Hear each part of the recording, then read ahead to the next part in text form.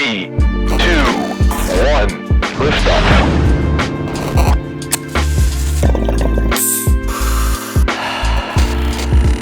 Cannabinoid Connect, the nation's most diverse cannabis-related podcast. You about something. I know, my man. It's been too long. I'm really excited to have you back on. Daulton O'Neill, what's going on? What's up, Kev? What's popping, bro? We just got a surprise call from Richard Chang. Had to put him on three-way, you know. I know, right? Shout out to Sativa segment. I think that's Richard's podcast. I've had Richard on. He's a really great guy. He's actually speaking at the Roundup, which we'll be talking about later, right? There we go. It's fun. You know, I'm just catching up with you, bro. Yeah, this is a podcast, but I haven't caught up with you in forever. You got to tell me about New Mexico. Obviously, I know, man. Event coming on. It's things like it's crazy. Like, we care, you know, we talk, you know, things happen, not me and you, but just life, you know, the industry. When you have an event coming up, all of a sudden your phone starts ringing like crazy. It's fun. It's one of the reasons why I like to do these things, because there's no reason to call people. You know, there's like, right. I'm not selling a product. I'm not looking for wholesalers. I'm not like selling people, but it's like, hey, you want to come to this event? And all of a sudden people start hearing about it. And yeah, I'm not even going to front. Like, my phone's been blowing with all kinds of people. And it's beautiful because it's so new still, right? Like, especially the industry in Texas. So it's like when these events happen, the big Texas Roundup second annual, people are congregating. They're wanting to reach out and network again, right? So you're kind of seeing familiar faces. We're seeing familiar faces. We're seeing new people. We're seeing people that got flushed out. We're seeing like a new wave. It's kind of like pledge classes in a weird type of way. And I'm thinking of college because we just got the Texas State Chill program started.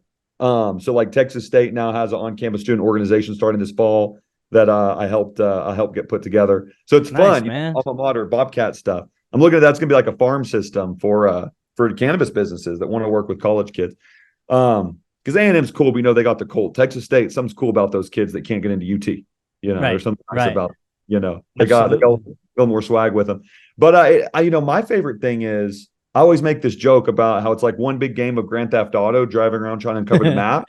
You know, where are the extractors? Where are the processors? Where are the labs? Where are the grows? Like, somebody that has no idea about the Texas hemp or cannabis industry would say, I don't know. But literally, I could draw a map. Waco North.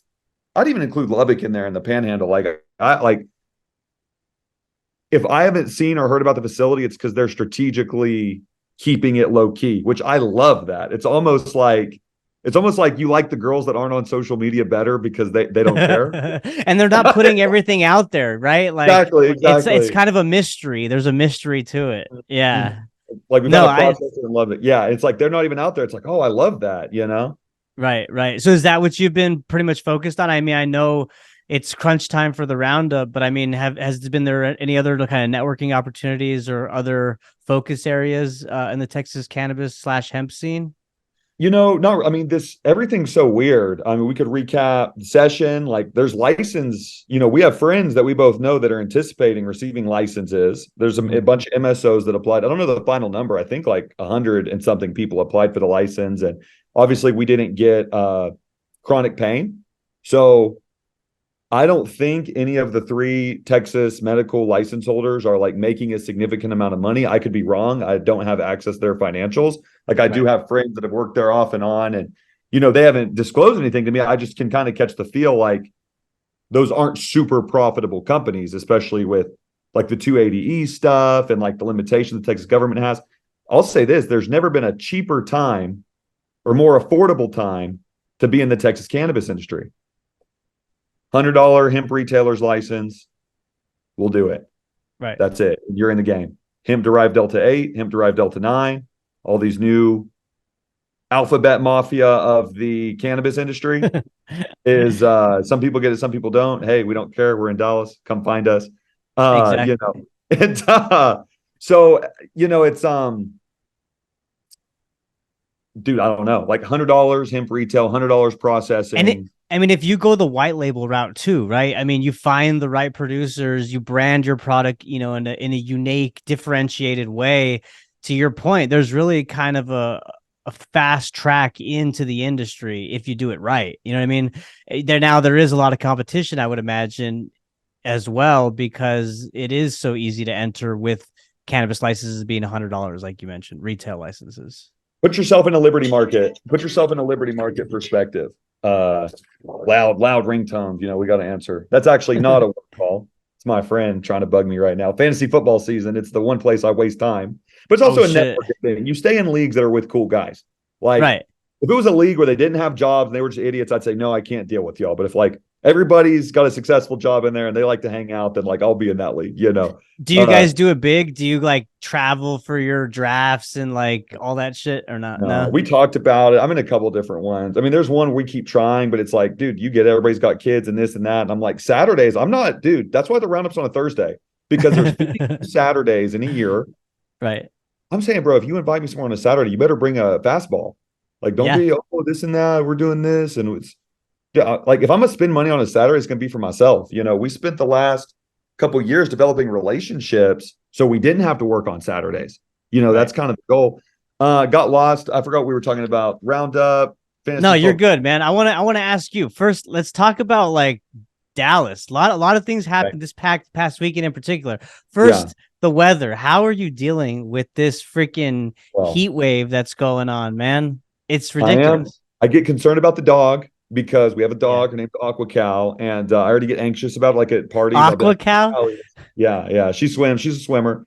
And awesome. I'm much more concerned about her. It's like an extra anxiety, or like if I had a kid, it's like, dude, you can't just leave the kid outside, Right. So it's hot as hell.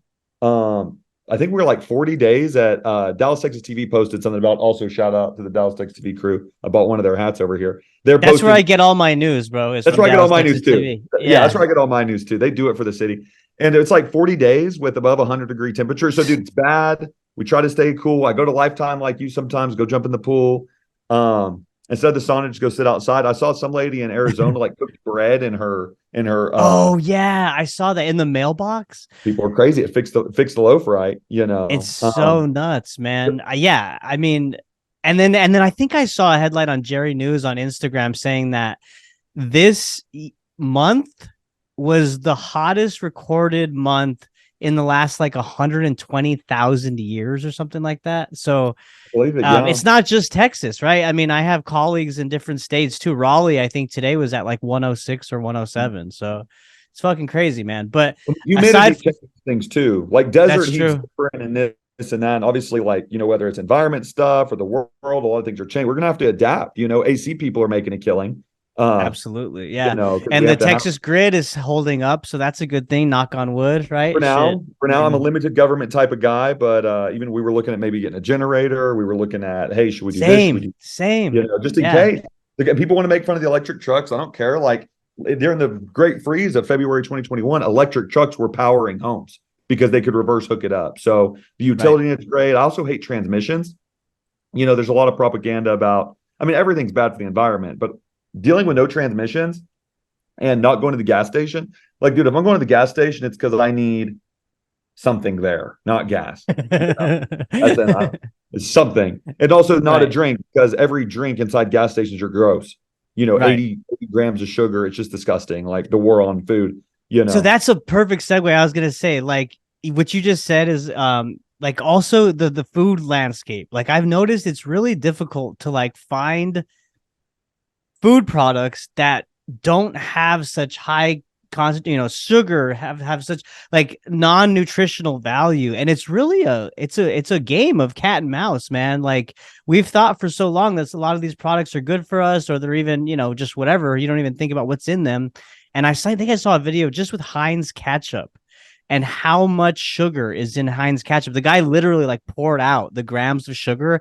And I think in like a medium-sized bottle, he said is like 200 grams of sugar. And to see that visually is pretty eye-opening. You know what I mean? It's like, what else are we? Right. Deceptive marketing. Yeah. I have a friend who, we got to be careful because, I mean, the CIA might be on their last leg. I don't know. Hopefully they defund the CIA next. We're talking about it. We get some Vivek Ramaswamy. He might go do it. But I have a friend that was a certified research chef at one of the big Power 5 food companies. And, like the hot Cheeto, Frito type people. And they were disguising starch as sugar. So there's rules. You can only have so much sugar. Okay. And they were disguising starch that turned into sugar, kind of like some THCA stuff. When you light it up, it changes the components, decarboxylate the stuff. And literally, this is like Power 5 food conference. I'm joking, like SEC stuff. I'm talking sports reference. they were mandated from a research chef standpoint. Hey, how can we disguise this starch as a sugar? They're trying to make it addicting, Kevin. The war is out to get us. It's gross. The food industrial complex is disgusting.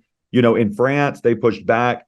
Meat, French people create a lot of these words, probably milk and meat and cheese and all this stuff. And I could be getting those wrong, but they passed a bill because fake meat is not meat. And so they took offense to their marketing because they created these words, and the French legislature passed laws saying if it is fake meat, you cannot classify it as meat because that is deceptive marketing. And they created the word. So yeah, exactly. Just tell us, dude, if I want to be a soy boy, I will choose to do that. Like, I've had some of that. I'm not against it. The plant-based beef jerky was disgusting. I'm like an environmental guy. I get let's reduce our carbon footprint, Well, isn't that even worse though? The plant-based like alternatives, like the soy meat, for instance, the Beyond Beef, right? Like to produce that product, don't you have to like wipe out entire ecosystems first to then plant the soy? And then our bodies don't even naturally break down the soy, right? So like it's a kind of a whole new thing that we're introducing to our body, and in the process the environment's getting damaged. I mean, all the rabbits and frogs and bees that are in those fields, right, are basically torn to shreds because we're making way for this new crop. Pretty gross. It's pretty gross. And then like mainstream hemp can't get subsidies or crop insurance. You have a lot of people that get paid to grow the soy, and even like they're paid to get rid of it sometimes, which is a fascinating situation. Wow. Like half the corn we don't use, like we use it for these products. I mean, I believe in a plant-based world, but it's getting dicey. Especially on the industrial hemp side. It's getting dicey, bro. And that's just, there's no way to say it, whether the internet is making it more dicey or people are just learning to understand. Again, gas station food is gross. Even grocery store food is nasty. I saw something on, shout out to Netflix for being a little bit more edgy with the Apocalypse Now thing and, pushing out of their content and like letting Dave Chappelle stay on, Spotify, like they're not playing, dude. After Elon bought Twitter, Twitter files changed everything. Okay. People, I still have friends that are like, what's Twitter never censored anybody? I'm like, where were you? Where were you? Like, we were on a crash course of nobody trusting each other. The only reason things are stable right now is because people are getting their voices back. The only way to combat the bad speech is by like unlimited speech, because we'll wash out the bad people, and you get it because we go back and forth. It's a hemp podcast, but it's really like the state of the world. I mean, I joined the cannabis industry for a couple of reasons. One, mom had breast cancer. I saw weed help her. Drug war was stupid. I just saw Jesse Ventura is launching a cannabis brand. We posted it this morning on Texas Cannabis TV. That. Love Jesse Ventura. Like, that's my dog right there. And I grew up on like Jesse Ventura, Ron Paul, like drug war. We lost the drug war. And so I wanted to use my like libertarian energy to testify, use my political science background, but the cannabis industry, it was always, hey, let's go make friends. Let's meet people. I was not an entrepreneur before this. Not infiltrate's probably the wrong word, but let me get in this industry and then branch out. If you start another industry at the bottom, it's like, no, I want to go meet everybody in the Texas cannabis industry to like leverage those insights and relationships and know-how to go like, dude, if we need to talk to the Texas solar industry, we're not going to start at the bottom and go up. We're going to start at the very top and say, hey, we deal with the creme de la creme of the Texas cannabis industry. Therefore, we expect to deal with the creme de la creme of blank industry. And that might work. That might not work, but like that's the energy we're carrying. And if not, then we might just start throwing meetups in their backyard, because nobody can tell you can't throw a meetup, and we promote that, Kevin. I've told so many people, hey, throw your own meetup, do this, do that. And people wonder why we're going to have like 200 people at this roundup that are all higher status, ticket paying executives. Dude, this is built brick by brick. Like, we've done like 20 events like this. We pick up a couple, we lose a couple. And it's not like, and I posted this on Instagram today because, the internet just consumes us. But this is going to be our biggest cannabis event so far in my life.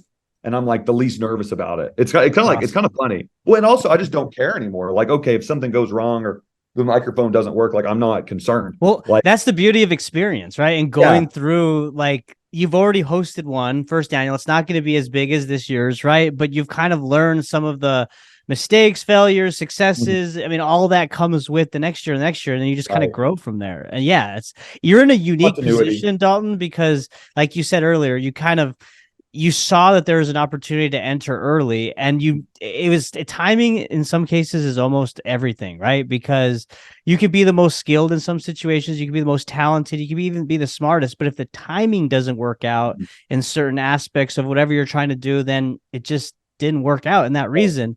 But with cannabis, especially in Texas, it seems like everything's kind of culminating together, and we're a force, man, to be reckoned with. It seems, I mean, if the legislators would just kind of move, but there's progress being made each day, each week. But it's crazy. And Dallas is to be a force, and you're making a good point. I mean, yeah, we were early, but there's been a lot of dog days where it's like, it gets depressing when you see like your good friends, like year 5, year 6, year 7, and they're like jobs they like, where they're making like really good money and they're like happy with their life. And it's like, Daulton, why are you still doing that hemp thing? What is even going on? It's like, one of my friends and mentors, if they don't see your vision, it is what it is. And it's like, you got to kind of be willing to throw some chips on your vision.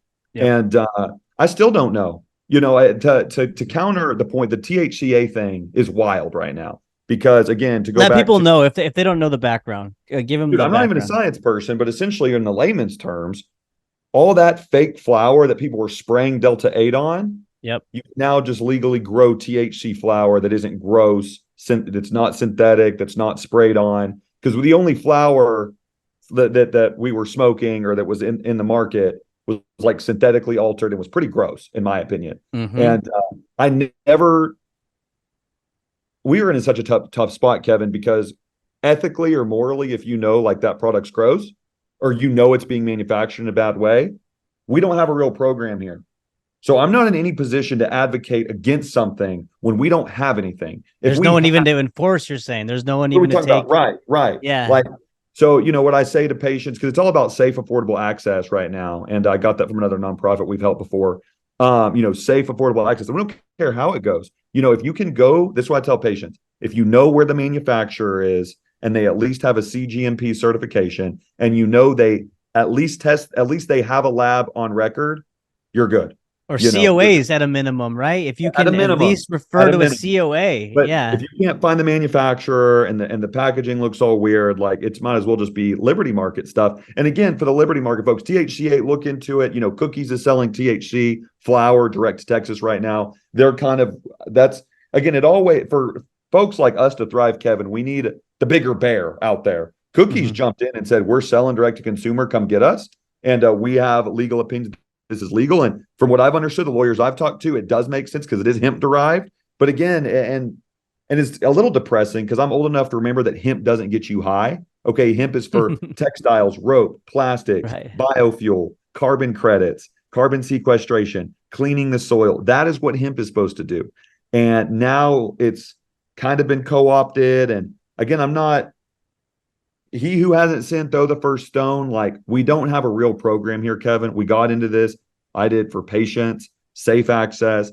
Somebody on chemo needs good quality cannabis that doesn't have pesticides and shit in there. Okay. Right. So I'm not going to jump in and be, I'm holier than thou. Because again, it's like, no, dude, that's not the move. But you see kind of the grifters, and you see, and that's what, again, the roundup is to weed all those people out. Okay. Right. That's the goal. But it's convenience store market. It's different. And it's about just getting exciting. But again, there's not, and I really think so, there's not going to be a more affordable time in Texas history to join the cannabis industry in Texas with a product that you can brand and sell your own. And there's even manufacturers that'll like front you the product that already have labeling, already have this, like there's a couple of brands that'll be at the roundup that'll do that easily. Right. Hey, I'll give you a box for $200. You can sell it for $400. If you don't, no harm, no foul. There will never be a cheaper time in this whole thing. And maybe the feds figure it out, maybe they don't. But as me and we like to DM about, the feds have a lot more serious issues that I hope they pay attention to, for the status of this whole situation. So yeah, absolutely. I mean, you look at the current economic climate we're in, right? I'm speaking more at the national level, the crime rates in various cities. I mean, again, I'm speaking outside of Texas, but even the lawmakers at the federal level, it's like, get this thing done. You know what I mean? Like, get this thing done so that we can tax it, we can regulate it, and we can, like you said, allow these patients to get the medicine they need, and let these business owners start to build this new industry that's going to help America overall. It's really frustrating. Like you said, you and I go back and forth about it. We share similar political views, in terms of all the bullshit that's happening. I'm curious. You mentioned the Elon Musk and the censoring of Twitter, and I mean, what's your thoughts on like how that's all playing out? He's obviously rebranded to X. He's talked about, innovating the platform to be even more robust, talking about like banking and he even, I think he announced yesterday, if I'm not mistaken, that's the 6th, where they're going to legally pay people who have been fired from their jobs for speaking out on certain issues that their employer did not like. So he's really shaking up the whole, misinformation / censorship landscape. And I mean, in my view, man, I love it because he's got the capital to do it, or at least kind of fight the fight. Whereas that wasn't existent before. It's non-existence, right? So how do you feel about it? You're making great points there, and you're explaining what's happening in like real time. I get worried about life after Elon, because this platform is consolidating so much power, and what happens when somebody else gets it, because everybody's right. He's not immortal. It doesn't want to be. He talks about why would he want to live forever? People are supposed to die. He talks about, it's kind of funny, like a fruit fly has a life of 10 days or whatever. Like it needs to die. If fruit flies live forever, it'd be a disaster. Yeah, I mean, he's single-handedly like saving the whole situation. I don't agree with everything he says. He's a little wonky. Sure. I downloaded Threads. Okay. I've been an early shareholder of Tesla. I've been rooting for him. When my financial planner said this makes no sense, I said, no, dude, but I believe in it. Like I'm at the casino and we're dipsy. And you say you believe in the 8, we're playing craps. I believe in the 8 with you for no reason at all. But I'm going to put half my paycheck on this 8 because I believe in you. And I mean, he's just the voice of reason out there. Zuckerberg copies Threads. When Musk fires half your staff, I'm not even mad that Zuckerberg hired half them and rebuilt Twitter. I'm not even mad about it. Like my point is, I downloaded Threads. Interesting concept. Instagram is. What's interesting about it? So. Because I mean, I have my thoughts on Threads. Meta. So like the Meta play with I use WhatsApp every day. I know they're reading my messages, but I use it every day. It's good for international friends and it's cool. We have a little group. Yeah. They don't charge you for international texts and all that and calls. Do they? Right? Do that? No, they don't. Not if you're on Wi-Fi. If you're on Wi-Fi, you're good. Right. Wi-Fi, you're good. That's the incentive to use it, because like if you're traveling abroad, you can easily talk with people easily. And then these people with Androids that are ruining everything, it's easy just to get in group text with them, because there's no green. You can share media where the media doesn't get distorted. So WhatsApp's great. Facebook Business Suite, running a business perspective, when you can match it to the Instagram, is like a good tool. So like today I posted that Jesse Ventura thing, and I posted it through Facebook Business Suite, put it on Facebook and Instagram at the same time. So that's what I'm saying. Threads, you're not hurting it by just adding it into this ecosystem of what is Meta. I'm not team Meta. They're wild. They were in charge of the censorship. Mark Zuckerberg came out on Lex Friedman's podcast and said, look, he insinuated, you go do your own research, but he insinuated that the FBI showed up and said, I have to censor this Hunter Biden laptop story. Like Zuckerberg came out on Lex Friedman's podcast and said that. So Zuckerberg is like throwing little things. Oh, I don't want to be the bad guy, but I am. Another thing where I'm worried about who takes over that platform after, but I'm teeing up Threads to knock it down. What type of cockadoodle-doo people would jump to a platform that is openly censoring people? All he said is, hey, here's a new Twitter where we censor people. It's going to be a more safe and fun place. Bro, yeah, that's what I've been hearing in the marketing world is like, it's more safe, safe. Like what? Like Target's having a great time over there. Like Bud Light, all of them can go over there. They can talk about all this fake stuff and, it's a brand platform. Exactly. People are tired of getting served. People are tired of getting branded at. I agree. That's why people like Mr. Beast and stuff are disrupting the whole situation. Like nobody's going to go buy Target because they're on Threads. So like my thought is, I think there's room for more platforms, as like, I think more kind of the better. I kind of got that from Gary Vee because it kind of creates more opportunity in this, but who would want to be on a platform that openly is like the greatest censor of all time? It's boring, man. It's weird. Boring. It's weird. Let me tell you this. So the first week I downloaded it. So first off, the articles, and I even tweeted this, I said prediction, mainstream media is going to boast about like and rave about the user adoption for Threads, right? And like how successful the launch was. And so, but in my view, 100 million followers or users, that's pretty impressive. But think about how they did it. They've simply ported the existing users from Instagram to Threads. So it's not like organic users that just came and signed up to start out, right? They already had an existing account through Meta. So that's kind of one thing. And then the second thing that I thought was interesting is when I was watching the behavior from high level influencers. I mean, you had Tank Sinatra, who's a meme guy on Instagram. You had all these, they're all just raving about how great the platform is and how much Elon Musk's platform sucks, right? Twitter at the time, now X. And it was just this big, like, let's high-five each other. Let's like pat each other on the back because we're in this now safe space. But then like conversations have now kind of dissipated. And now it's just like real. People are trying to figure out, like, it's all fake. To your point, it's not real. It's all fake. So like, what do they talk about now? Like, what do they use it for? And it's kind of in this weird standstill now of like trying to figure itself out, in my view. I don't know. Another thing. Whereas you go to X and it's like, holy shit, because you see whether it's tip of the spear. Very smart people that are looking to get to the get to the bottom of whatever the topic is. But it's content that you don't see anywhere else either, right? Some of it's really, really extreme and kind of out there, but other stuff is like, kind of makes you scratch your head, makes you critically think a little bit. And that's why I like it. To your point, it's more authentic, not as fake. And I am really interested to see how the platform shakes out during the election, because where is mainstream media? Like, we're going to totally see the divide in like what mainstream media wants to cover versus what they don't. Because if there are compelling conversations and spaces that are happening within X, and the media is not reporting on it, well, then there's a bubble talking over here, and then it's about to be over. It's about to be over. It's totally over for mainstream media. What they did to us during COVID, mainstream media was already dying, legacy media. Yeah. But what they did to us during COVID expedited it. Okay. Everybody's fed up. They don't want to go back. They expedited their downfall. Like Fox won't play the Tucker Carlson, Devin Archer interview where Hunter Biden's they won't play it because Tucker's there. Even Fox is going down. And it's just because of his lawsuit with Tucker, right? That's the only reason why they won't play it. It's like that mainstream is so sad, news. man. Yeah, it's sad. It's so my thought. I'm not team Threads, but from a brand perspective, I like being able to click. Again, I'm a brand trying to market to people. Sure, of course. It's not a bunch of extra skin off my back to add post it there too, because there is this big ecosystem. I do like WhatsApp. Facebook is a powerhouse. Like the Texas Cannabis Roundup, we're doing events on there. Like Greenlight built its events business on the back of Facebook, and it's because it's one of those things we got to divide and conquer with it. But Twitter, it's a powerhouse, man. It's going to do payments.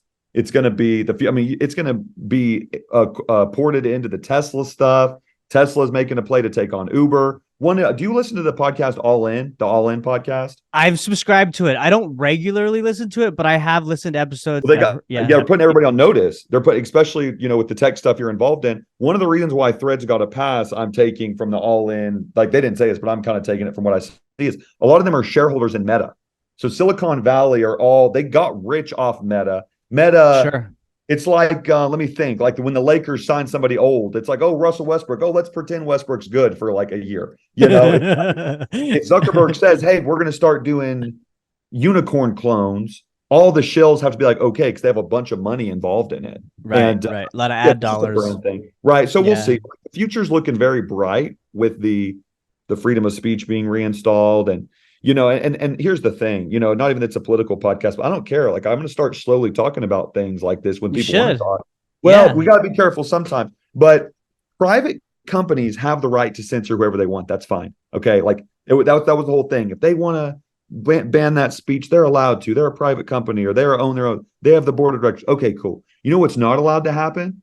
The federal government's not allowed to go in and alter what these companies can do or say and influence them. That is what's not legal. Okay. But is that the federal government, or is that BlackRock and Vanguard, the major private investment firms who have so much stakeholder capital in those brands, that then influence the governments as well? I mean, I don't know who is they when we talk about the Twitter files. Right now, we can say they for sure is Twitter files had FBI coming into the Twitter offices. They were even getting reimbursed. That's Matt Taibbi journalism, which Elon and Matt Taibbi don't even like each other now because Matt Taibbi, it's crazy. It's hilarious. but whatever. These people, all these people with These egos. egos. That's what I say.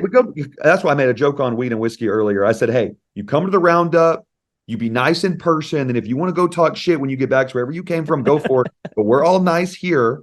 And because again, if you never met these people in person, that's the thing. Like Elon knows Matt Taibbi, so if he wants to call him a sack of shit, go for it. Like, Right. That's why I got more respect for it. It's these Twitter fingers never met anybody or like been face to face. That's why, Kevin, we've got a advantage on some of these younger folks because, like, dude, I've been to the office, like I've been to people, like we didn't sit at home, and you get out and you talk to people, and even me, like when I'm working from home and somebody owes me money, I'm like, I've been telling people this because I think it's impacted human, whether it's testosterone or whether it's human interaction. It's like somebody owes me money, I'm like, oh, maybe I'll call them later, or maybe I'll do that tomorrow. Dude, when you're in an office with like 4 other men and women that all share that same purpose as you, you're like, call them right now. Like even ask them, is there beef? Is this, is that? And it's like, when you're around these people, like 300 Spartans, like you don't just go to war, everybody's sitting at home magically. You all get hyped up together and go do it. And like, that's kind of like the future of the world, Kevin. Like that's where we're heading is you got a bunch of people sitting at home, hiding out, trying to play Ready Player One. Then you're going to have the people that actually become a cyber collective and put it in motion. Okay. Yep. Like we might do cyber collective stuff, but we're going to meet up in person. We go to the gym, we talk, we network, we go places, we go to the boxing matches and go meet up with other cool people, And I'm not trying to go off on a random tangent, but like that's what it is. You said let's just talk. I'm like, no, do it, man. Yeah. Well, the roundup's pretty much well pushed. I mean, we might sell that last table on the guy that just called us. That's funny. He's already a sponsor and didn't realize it. Because you got to put the right people in the mix. We got like 102 tickets sold. Our goal is 175. We have a bunch of important people there. And it's really just to expedite the industry. I want to see like this THCA thing. I can't wait for the lawyer or legal opinion to give the room. Like we've already heard growers flipping over their grows to THCA. Nobody wanted to buy CBD flower, Kevin. They were all trying to synthetically convert it and this and that and woo. But if you can grow THC flower at a legal Texas grow, you can get contractors to buy it. Like this is gonna be the first time in modern Texas cannabis history that you can grow flower legally, test it, it's amazing, and then consume it. Do we have no cool Texas hemp farms? That's another depressing thing that's happened because it's been way cheaper to import this stuff from Colorado and Oregon and synthetically convert it. Like, because the government hasn't been friendly to hemp farmers, right? It's bad. And then it's so strange because again, I'm a limited government type of guy, like very limited government type of guy, but no testing, no childproof packaging, no enforcement on like marketing to kids and deceptive marketing practices. And that's where it's like, well, that's strange, because as elders in our community here, Kevin, we got to call out the bad actors. It's like, that's gross, and normal consumers aren't supposed to know, but it's been a fun time. Cannabis is super important to me, but as you can see, I'm passionate about these other issues. Like, dude, the internet's a wild place. Crazy, the previous generations, they say, hey, you got to do one job, 40 years, pay your dues, do the pension. Dude, we just saw a bunch of people lose their pensions or whatever because the government starts making disastrous mistakes. We want to spend 40 billion on some whoop-de-doo side quest. And it's like, dude, they're not taking care of us. So I always made this joke. Like, if I thought the government was competent enough to take care of me, like maybe I would be a socialist. I'm open to it. That sounds great. That sounds like a great time. Yeah. But they're not. I was raised where if it sounds too good to be true, it probably is. And that's played out a lot in my life. Like, especially during COVID, like you said, there were a lot of promises and things that were made. And, we're going to get here at this time. This is going to happen if you do this. And we'll give you burger and fries if you get your third booster. Yeah. Do you remember that video? Like it was like a Saturday Night Live skit. And he's like, or how about Stephen Colbert dancing with all the syringes? Like, how dystopian was that shit? I got friends that got bullied into it that are like, they haven't tracked it exactly down to it, but like they're not happy with the decision they made at all, and they got forced into it. And I mean, dude, I mean, as like Americans, like I don't appreciate it. I don't. It's like, whoa, they really. And a lot of people are not going to forget, right? Like, and that's the one. Yeah, I'm not either. And I hope that this carries on, like as a lesson. We're a little more guarded, in our decision making before just aimlessly doing what we're told to do. Bunch of mistakes. I think everybody being 95 years old in politics is a problem. You know, that's why, dude, I don't even care. Democrat, Republican, Libertarian, just somebody that gets it. Like, dude, if you're under 50 and you understand tech, again, the case in point is when they were having a House hearing on Twitch. I think we talked about this once before, and you can go find it. You YouTube it, a United States House hearing on how to regulate Twitch. And it's all these people. And like, I love my grandma. She helped raise me, but she don't understand Twitch. And they're trying to figure out how to so they have money. It's in the computer. They can stream. The FCC. It's like, you wouldn't have your grandma run the Texas Cannabis Roundup for you? I mean, probably not. You know, more. I'd rather her do that than like do tech than policy. Run the country or the tech yeah, policy. exactly. Yeah. And the tech, it's a whole thing. So I mean, we'll see. I'm motivated with the Twitter, and I'm sad like the cannabis advertising costs so much. Like it's a money thing. I guess he's got to make money. They made a big announcement. Oh, we're going to support the cannabis industry if you have like $25,000. And I'm like, well, minimum, right? Yeah, that's what I thought too. I mean, and look, the folks at Twitter, I met with them to talk about it, and they really are. One of them, and that's when they were like, "Yeah, you got 25 racks," and I'm like, "Not at this very moment." That's what they asked me when I met, because I was ready to go, man. I had gone through their whole process, and it was like shit. So, but hey, it's a step, right? And compared to the other platforms, at least Twitter is like extending that olive branch and being like, hey, advertise on our platform. So, hey, man, the future is hopeful. The Texas Cannabis Roundup is going to be great. It sounds like, I mean, like you said, almost 200 attendees. You've got what we're going for. That's what we're going for. Heavy hitting like 175s. 175 is kind of what I said to sponsors and other people. 200. We'll feel better about. What were you say, sponsors or vendors or something? No, I was just calling all the goods out. So I mean, you got, like you said, you're aiming for that number for attendees, and you got some heavy hitting speakers, lawyers, business operators, doctors. So. It is we are going to give a partial proceeds of the Texas Cannabis Collective. Again, it's always like a greasy thing where it's like, well, how much? And it's like, well, we got to see how much money this revenue generates first. We got to see. We'll probably end up doing a percentage of the ticket sales. And I mean, they've just been so cool because they'd support it whether or not they're getting a check or not. Right. It's like, it's all kind of this ecosystem that supports each other. And I know when we give money to the Texas Cannabis Collective, they literally put the money into decriminalization efforts. Like if you give Austin Z a check, he will tell you exactly where the check goes. Kind of like our boy Musk told, hey, he'll end world hunger. Because some doofus from like United Nations said, oh, all we need is $1 trillion to solve world hunger. And Elon said, perfect. Like, I'll raise that money, and it just has to be open source accounting. You remember that? Yeah, I do. Oh, they don't want to do that because they want to get paid. They got real quiet real fast. I get it. I like it too, but not when you're your public policy standpoint. So it's fun, Kevin. Maybe we got to talk. Maybe we got to. Your cannabis channel is going to be like, what are these rednecks in Texas talking about? But it's like, no, this is what we think. It's not a conservative or liberal thing. Again, I'm old enough to remember like free speech. That's like a classical liberal thing, Right. Like it's common sense at this point. And it takes people like us that are young to stand up and talk about it. I mean, look, these cell phones can be used for TikTok and PC trends, or they could be used as a tool to put out the bullshit that's happening, whether it's Republican or Democrat. Right. We got to look out for our future, man. And I appreciate you being a level-headed guy and small government in that aspect, because I appreciate it, man. I appreciate like-minded people to bounce ideas off of. So don't keep fighting the good fight, Daulton. We're trying. We'll see. Yeah. I mean, there's a couple projects I want to work on. One of them's on my website. My passion project is trying to get a desalinization pipeline built from Houston to Dallas, or at least something to secure Dallas's water future. Talk about like a cartel is the people that build these big lakes for water. If we're building a lake, let's do it for recreation water sports or some type of contest. But literally, like in 2023, we're building reservoirs, lakes, taking prime farmland, cutting down historic timberlands to like build lakes for Dallas, because Dallas is running out of water. And so that's kind of a project I'm working on behind the scenes. And again, 40 billion is the number, Kevin. Well, that sounds expensive. More than 40 billion? Oh, well, what about this? More than 40 billion. Since we're just writing $40 billion checks certain places, as long as it's under 40 billion, like I'm within my rights as a taxpayer and as somebody that understands this nonsensical government. If as long as it's under 40 billion, like I've got standing to bring it to the table. So we'll see after the roundup. We're going to circle back. Hopefully it's an annual thing. It's kind of, I think it's going to be like kind of the one thing I do.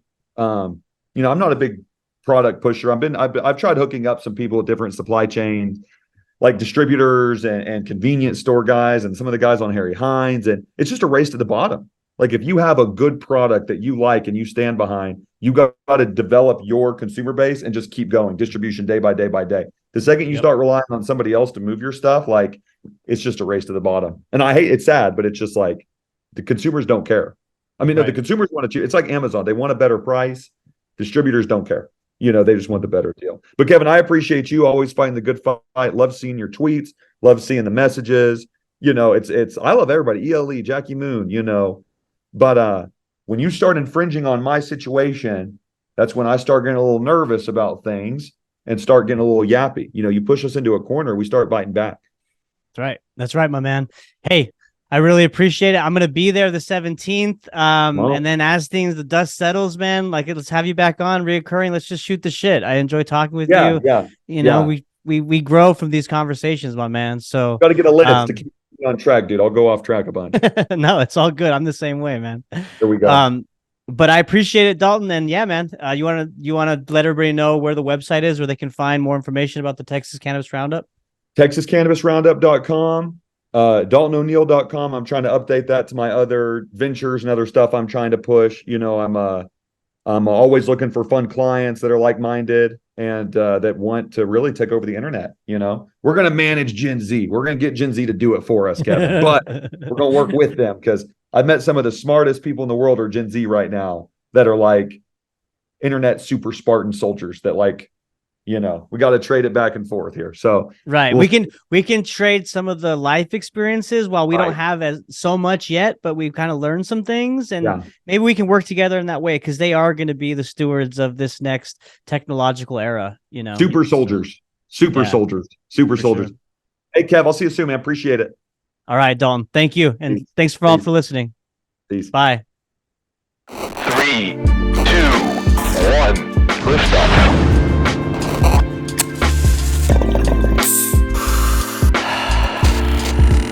Cannabinoid Connect, the nation's most diverse cannabis-related podcast.